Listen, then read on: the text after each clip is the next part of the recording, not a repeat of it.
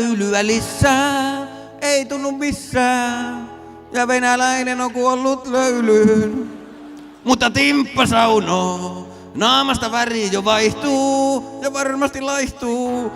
Ja venäläinen on kuollut löylyyn.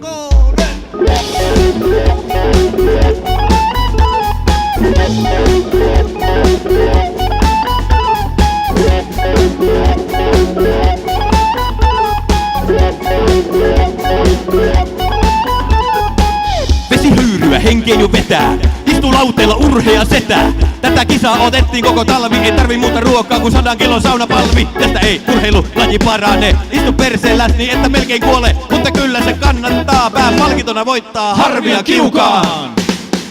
Timppa saunoo, naamasta väri jo vaihtuu ja varmasti laihtuu. Ja venäläinen on